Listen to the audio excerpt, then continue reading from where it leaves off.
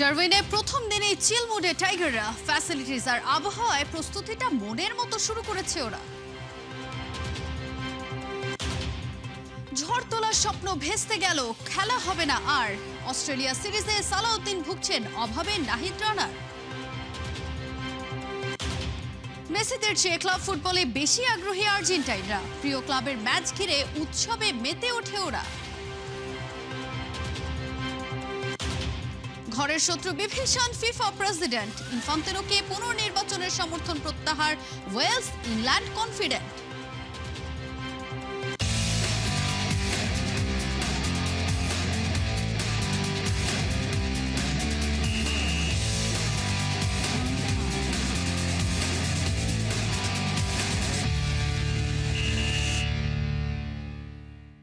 স্বাগত খেলা যুগে, আপনাদের সাথে আছি তাজদিন খন্দকার। ডারউইনে চিল মুডে আছে টাইগাররা। অস্ট্রেলিয়ার বিপক্ষে টেস্ট সিরিজ শুরুর আগে প্রথম দিনের অনুশীলনে তৃপ্ত তাইজুল ইসলাম। দুর্দান্ত প্র্যাকটিস ফ্যাসিলিটি আর দারুণ আবহাওয়ায় প্রস্তুতিটা মনের মতো শুরু হয়েছে টাইগারদের। নাহিয়ান বিন জাসিম জানাচ্ছেন বাকিটা। বঙ্গোপসাগরের কোল ছেড়ে এখন তাসমান পাড়ে টাইগাররা। 23 বছর পর স্বপ্নের অস্ট্রেলিয়া সফরে একটা মুহূর্ত তাই নষ্ট করতে রাজি না ক্রিকেটাররা। পুরো দল এখনো এক হয়নি।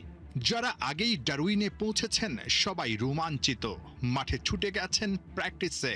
ঢাকা টু ডারউইন জার্নির ধকলটা কম ছিল না, কিন্তু ক্রিকেটারদের চোখে মুখে নেই তার ছিটে ফোঁটা। জার্নিটাও ভালো ছিল বিকজ আমরা আসার সময় একটা ট্রানজিট পাইছিলাম। ট্রানজিটে এনাফ রেস্টের একটা বিষয় ছিল, তো আলহামদুলিল্লাহ ভালো হয়েছে। ডারউইনের স্নিগ্ধ সকালটা ব্যাটে বলে দারুণ উপভোগ করেছে টাইগাররা। ওই কন্ডিশনে ব্যাটারদের নিয়েই সবচেয়ে বড় দুশ্চিন্তা। তাই নেটে নামার আগে হেড কোচ ফিল সিমন্সের স্পেশাল ক্লাসে তারা। হাতে সময় আছে, 13 আগস্ট ডারউইন টেস্ট শুরু। তার আগেই কন্ডিশন আর উইকেটের সঙ্গে শান্তদের মানাতে মরিয়া ব্যাটিং ওস্তাদ। আলহামদুলিল্লাহ প্রথম দিনে প্র্যাকটিসটা খুব ভালো হয়েছে বিকজ আপনারা দেখবেন যেখানে অনেক ফ্যাসিলিটিসটা অনেক ভালো। উইকেট থেকে শুরু করে ফিল্ডিং প্র্যাকটিস থেকে শুরু করে রানিং থেকে শুরু করে সব ধরনের অ্যাক্টিভিটিস আমরা করতে পারছি, তো খুব ভালো হয়েছে। মঙ্গল ও বুধবার একই ভেন্যুতে প্র্যাকটিস করবে শান্ত লিটনরা। এরপর 6 থেকে 8 আগস্ট একমাত্র প্রস্তুতি ম্যাচ অস্ট্রেলিয়া একাদশের বিপক্ষে। মূল পরীক্ষার আগে কন্ডিশনের সঙ্গে নিজেদের কতটা মানাতে পারল টাইগাররা সেটা বোঝা যাবে ওই 3 দিনের ম্যাচে। নাহিয়ান বিন জাসিম, 71। ঝড় তোলার স্বপ্নটা ভেস্তে গেল, খেলা হলো না আর। সেই অস্ট্রেলিয়া থেকেই ট্রিটমেন্ট করে ফিরলেন পেস সেন্সেশন নাহিদ রানা। শেরে বাংলায় চলছে তার ইনজুরি কাটিয়ে ফেরার পুনর্বাসন কার্যক্রম। প্রায় 2 যুগ পর অজিদের মাঠে টেস্ট খেলবে বাংলাদেশ, অথচ আকর্ষণীয় এই সিরিজে নাহিদকে না পেয়ে বড্ড হতাশ হয়েছেন কোচ সালাউদ্দিন। সাইফুল রূপকের রিপোর্ট। ছিলাম যে কবে দেখবো নাহিদ রানা অস্ট্রেলিয়ান ব্যাটসম্যানদের আসলে বাউন্সার মারতেছে। নাহিদ লাফিয়ে উঠছেন, বলাই যায় আক্ষেপে পড়ছেন কোটি ভক্ত। কথা ছিল সফেদ পোশাকে গতির ঝড় তুলবেন। নাহিদ রানা লাফিয়ে ওঠা বলে ট্রাভিস হেডদের মাথা ঘোরাবে, নিজ ডেরায় অজিরাই পালিয়ে বেড়াবে, এমন স্বপ্নই তো ছিল। ইনজুরি পেসারদের সবচেয়ে বড় শত্রু। চাপাই নবাবগঞ্জ এক্সপ্রেসকেই লাইনচ্যুত করল। সেই অস্ট্রেলিয়ায় ট্রিটমেন্ট করে বুক ভরা কষ্ট নিয়েই দেশে ফিরলেন স্পিড স্টার। চলছে পুনর্বাসন কার্যক্রম। সাদা পোশাকের লড়াই যে কতটা মিস করবেন সেটাই কি বোঝাতে চাইলেন গায়ে সব সাদা পরে?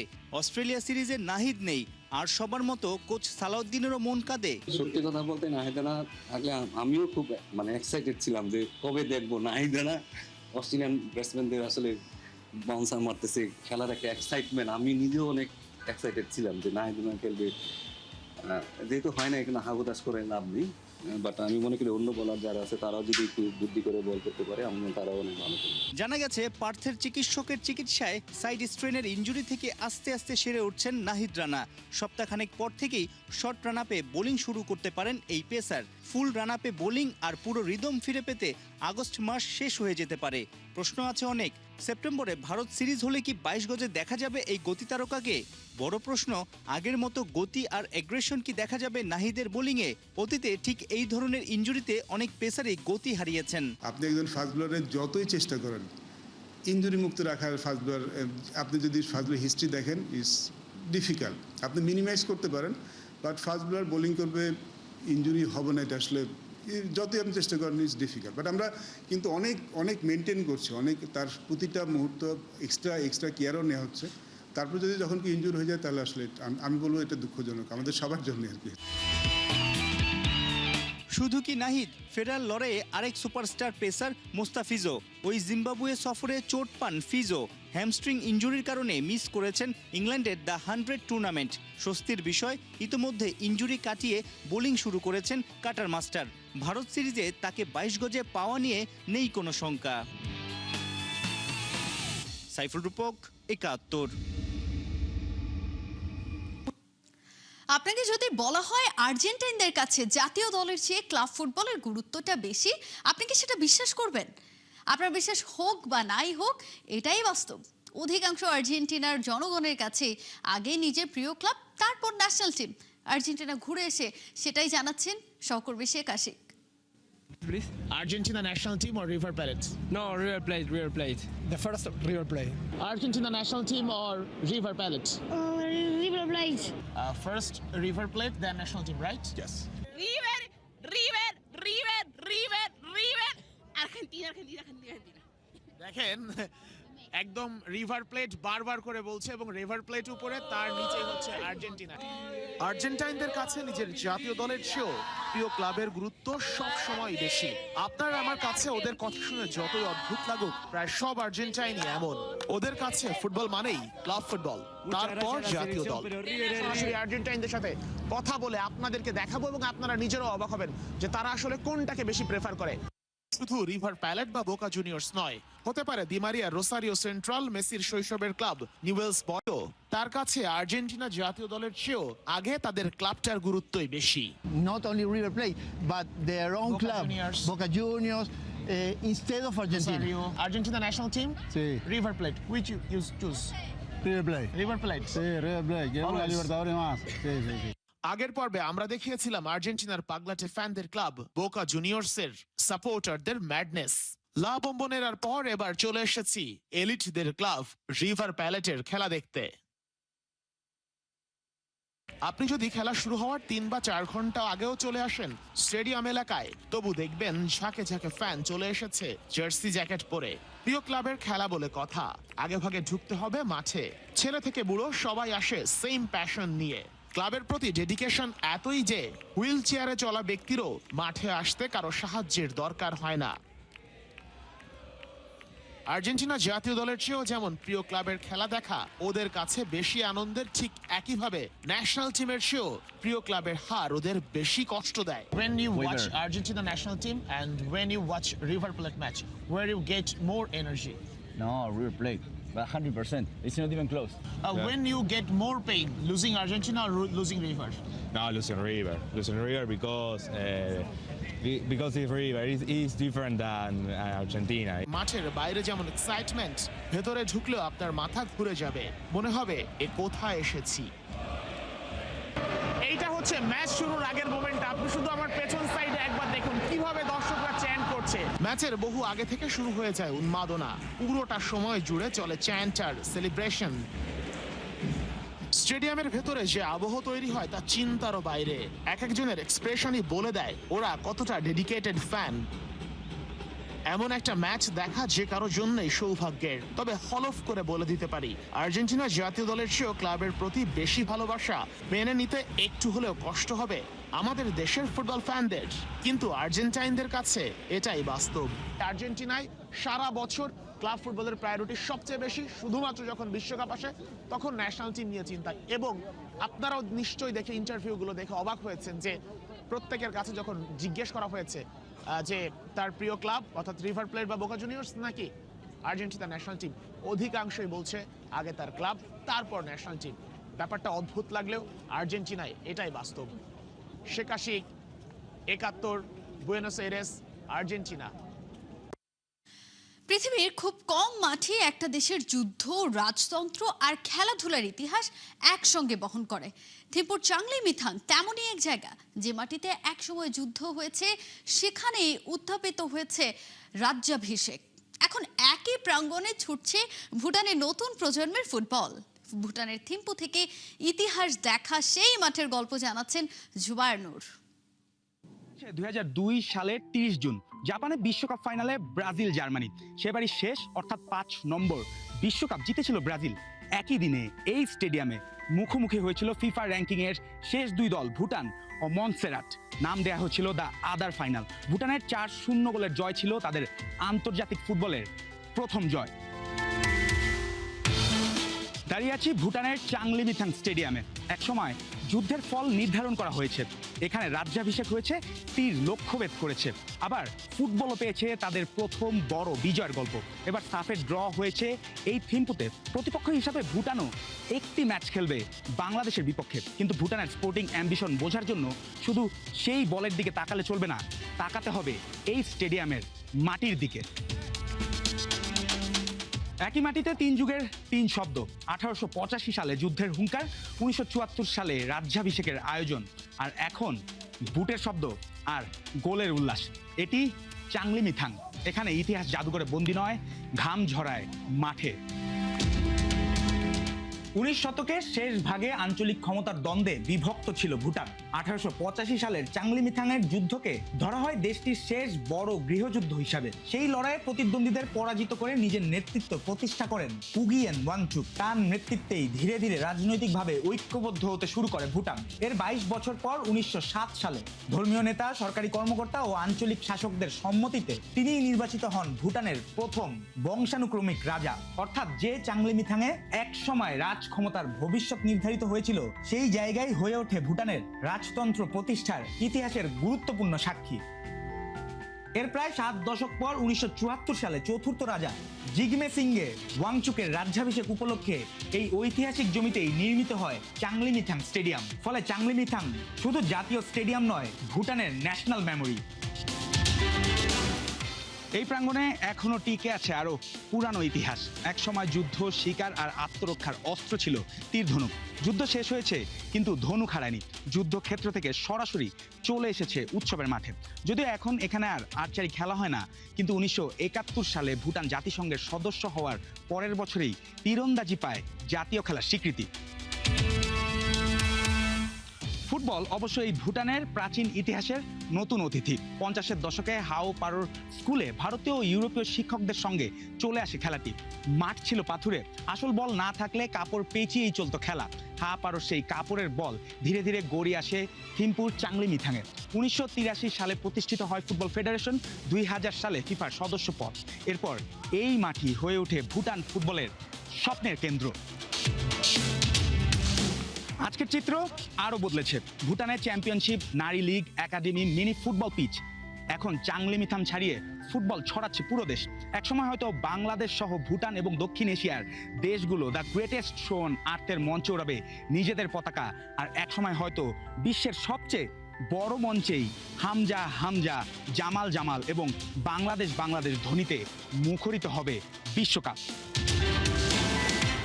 Bangladesh and Bhutan are in the same group in SAF Championship 2026. What do you think about it? Well, coming upon that, Bangladesh is ahead of us. They are very strong champion comparing to us. But still then, we are coming up. Bhutan is coming up with few players selected from the clubs around from Bhutan. So that boys can be very competitive and they are very energetic too. Hope this time Bhutan will compete with fullest with the energetic play. So what the Bhutan football's ultimate vision? Our ultimate vision is to reach to the AFC and reach to the World Cup in the future. Maybe it takes many times to reach in World Cup participants, but we have to build a base very strong from the grassroots itself to the elite and to the national team. ভুটানের মতো বাংলাদেশের কোটি ভক্ত স্বপ্ন দেখছে যে একদিন greatest show on আর্থে উঠবে বাংলাদেশের পতাকা, একদিন দ্য গ্রেটেস্ট শো অন আর্থে উল্লাস হবে হামজা হামজা ধ্বনিতে। জুবায়ের নূর, থিম্পু, ভুটান, 71। একে একে সব হারিয়ে সর্বহারা ফিফা প্রেসিডেন্ট। ভুলভাল সিদ্ধান্তের বলি হয়ে এখন গদি হারানোর দশা জিয়ান্নি ইনফান্তিনোর, যেন ঘরের শত্রু বিভীষণ। বিশ্বকাপের বাণিজ্যিক শেয়ার বিক্রির পরিকল্পনা করে এবার ঘর থেকেই বিতাড়িত হতে যাচ্ছেন ফিফার সভাপতি, আর তাকে লাল কার্ড দেখিয়ে বসে আছে ওয়েলস, ইংল্যান্ডের মতো সদস্য দেশগুলো। কোনোভাবেই আর ভরসা নয় ইনফান্তিনোর উপর। ওদিকে ফিফাকে বৃদ্ধাঙ্গুলি দেখাতে যে সদা প্রস্তুত ইউএফা, আইনি লড়াইয়ে নামার হুঁশিয়ারিও দিয়ে দিয়েছেন আলেকজান্ডার সেফারিন। এত সবের পর বাঁচবে তো তার চেয়ারটা? বিস্তারিত রিপোর্টে। ক্ষমতার চেয়ার আগলে এতদিন যিনি করেছেন রাজত্ব, আজ তার বিনাশের সুর, যেন ঘর থেকেইও বিতাড়িত। বিশ্ব ফুটবলের সবচেয়ে ক্ষমতাধর মানুষ আজ যেন সবচেয়ে নিঃসঙ্গ। একে একে হাত ছেড়ে দিচ্ছে মিত্ররা। ক্ষমতার চূড়ায় উঠতে সময় লাগে অনেক, কিন্তু সেখান থেকে নিচে নামতে কখনো কখনো শুধু একটা ভুল সিদ্ধান্তই যে যথেষ্ট, একেবারে যেন অতি লোভে তাঁতি নষ্ট। বিশ্বকাপের মতো ফুটবলের সবচেয়ে মূল্যবান সম্পদে বাণিজ্যিক শেয়ার বিক্রির পরিকল্পনা যেন সেই প্রবাদেই নতুন করে মনে করিয়ে দিল। একসময় যার পাশে ছিল প্রায় পুরো ফুটবল দুনিয়া, সেই জিয়ান্নি ইনফান্তিনো এখন যেন অল অ্যালোন। একে একে সরে যাচ্ছে মিত্ররা, আর তার নেতৃত্বের চারপাশে বাজছে warning bell. FIFA forward enterprise গড়ে বিশ্বকাপ সহ বড় টুর্নামেন্টের বাণিজ্যিক স্বত্বে বিনিয়োগকারীদের অংশীদার করার পরিকল্পনা নিয়েছিল ফিফা, কিন্তু ইউরোপ থেকে এশিয়া চারদিকে তীব্র বিরোধিতার মুখে শেষ পর্যন্ত সেই পরিকল্পনা বাতিল করতে বাধ্য হয় বিশ্ব ফুটবলের নিয়ন্ত্রক সংস্থা।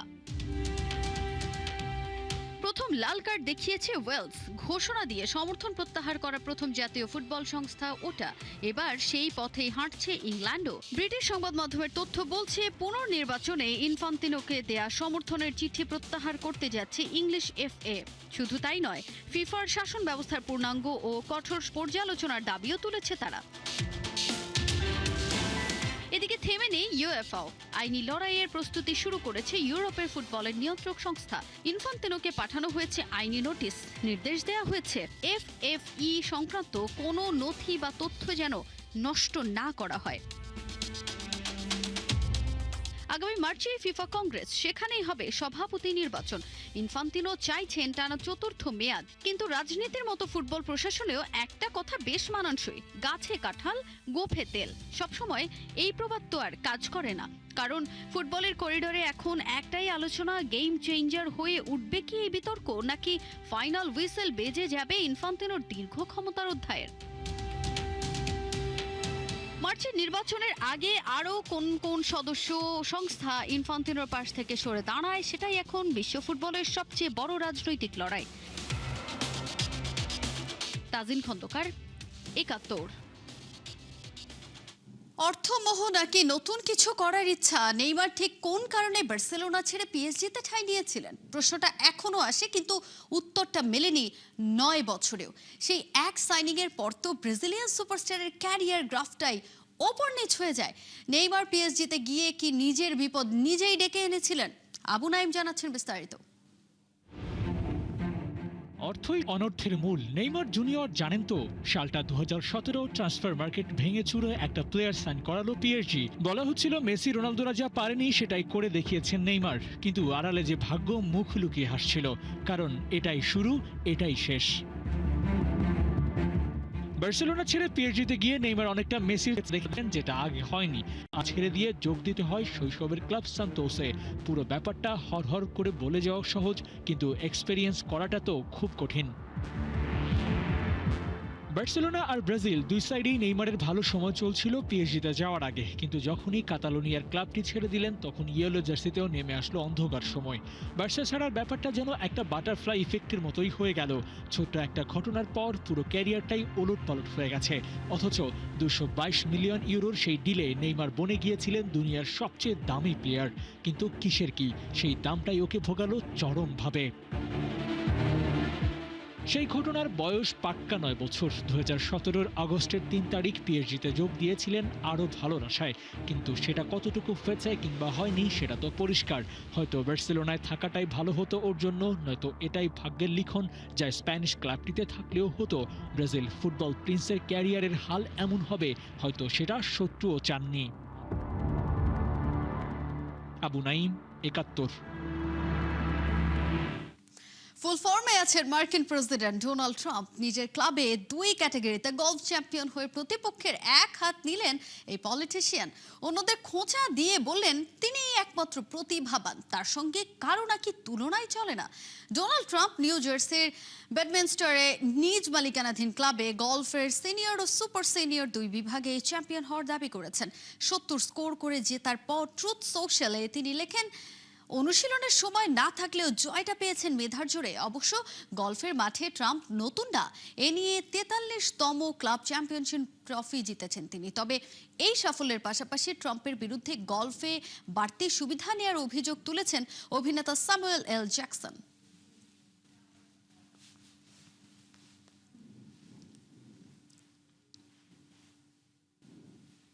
ধীরে ধীরে শক্তি বাড়ছে বাংলাদেশ ফুটবল দলের পাইপলাইনে। ইংলিশ প্রবাসী ফুটবলার অ্যাডাম আব্বাস আছেন বাংলাদেশে।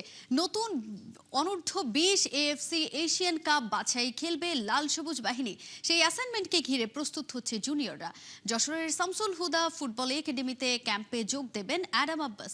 ডেভেলপমেন্ট কমিটি মিটিং শেষে অ্যাডামের 4 থেকে 5 দিনের মধ্যে দেশে আসার বিষয়টি নিশ্চিত করেন বাফুফের সহ সভাপতি ও ডেভেলপমেন্ট কমিটির চেয়ারম্যান নাসির শাহরিয়ার জাহেদি। অ্যাটাকিং সাইডে খেলা আব্বাস দলে যোগ দিলে শক্তি বাড়বে লাল সবুজের। অনূর্ধ্ব-20 এশিয়ান কাপ কোয়ালিফায়ার্সে সিরিয়া, ভারত এবং উজবেকিস্তানের সঙ্গে বি গ্রুপে পড়েছে বাংলাদেশ। এই ছিল এখনকার খেলা যুগে। সরাসরি সংবাদ অনুষ্ঠান দেখতে চোখ রাখুন ৭১-এর ফেসবুক পেজে এবং সাবস্ক্রাইব করুন ৭১-এর ইউটিউব চ্যানেল। ৭১-এর সাথেই থাকুন।